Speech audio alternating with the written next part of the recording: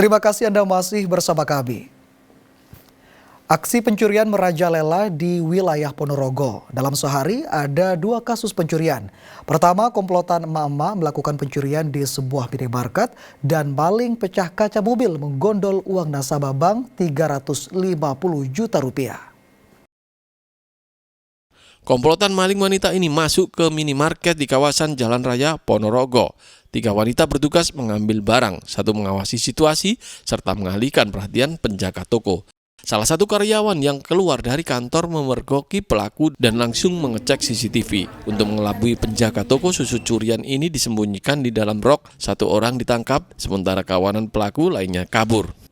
Itu ternyata setelah saya ngecek barang kan CCTV toh Pak. Yeah. Dari awal, terus setelah itu ternyata komplotannya itu 5. 4 itu yang masuk, yang 1 sopir di mobil. Nah, yang 4 itu perannya masing-masing. Yang cowok itu ngambil di keranjang. Terus yang satunya lagi ibu-ibu itu mengalihkan perhatian, tanya harga sampo, terus ke toilet. Nah, yang 2 ini ngambil barang yang diambil cowok yang tadi. Jadi yang diambil di keranjang ditaruh situ, 2 peran itu mau 2-2. Jadi yang 1 lolos. Melakukan pencurian susu 2 kotak senilai 300. Berkaitan dengan tersebut kami berupaya melakukan penyelidikan untuk melakukan pengungkapan. Sementara di hari yang sama, pencurian dengan modus pecah kaca mobil terjadi di Jalan Wibisono, Kabupaten Ponorogo. Uang tunai 350 juta milik Riko Rahmat yang baru saja diambil dari Bank Raib disikat 2 pria bermotor. Setelah dapat kos-kosan, mobil diparkir di depan halaman kos-kosan. Korban bersama 2 orang temannya yang dicarikan kos-kosan masuklah ke dalam kos-kosan. Ketika naik di atas, dia turun karena ada orang teriak-teriak bahwa mobilnya ini telah dipecah oleh pelaku. Kemudian pelaku membawa uang setelah berhasil melakukan pemecahan, kemudian melarikan diri dengan naik sepeda motor. Hingga kini polisi masih menyelidiki pelaku pencurian ini, bahkan mengumpulkan CCTV dari sejumlah ruas jalan untuk bisa mengidentifikasi pelaku. Dirgo Suyono melaporkan dari Ponorogo. Tim Reskrim Polres Blitar Kota menangkap 3 pelaku spesialis pembobol swalayan di berbagai kota di Jawa Timur. Ironisnya lagi, 1 dari 3 pelaku masih di bawah umur.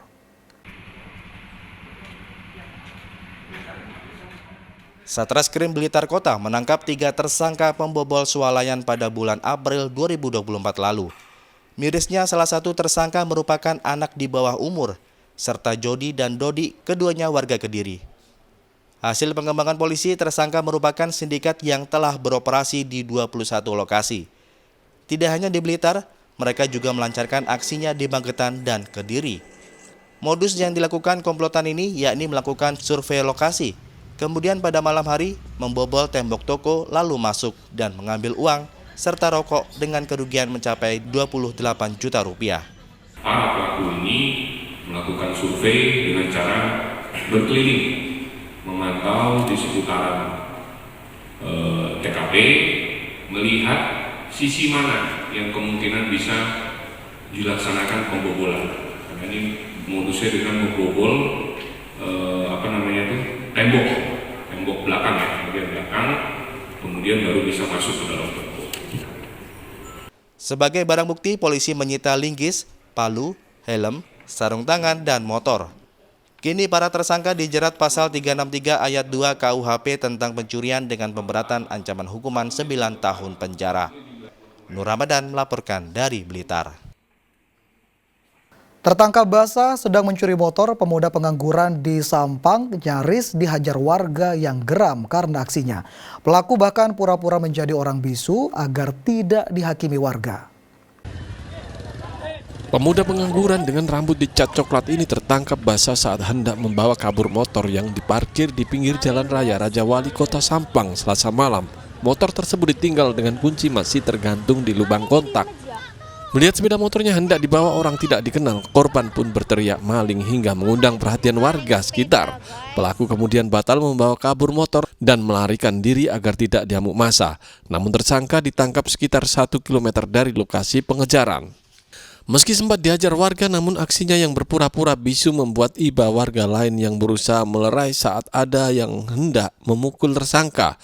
Tak berselang lama, polisi tiba di lokasi membawa pelaku ke kantor polisi mencegah sasaran amuk massa. Disitulah banyak masyarakat ada di sekitar itu, sehingga mereka masyarakat mengaku sudah melakukan penganiayaan massa, jadi banyak massa. Disitulah anggota kita datang, akhirnya kita bisa mengamankan pelaku, sehingga alhamdulillah pelaku ini tidak dimasak oleh masyarakat. Kendati gagal membawa motor incarannya, tersangka dijerat pasal 362 KUHP dengan ancaman hukuman 5 tahun penjara.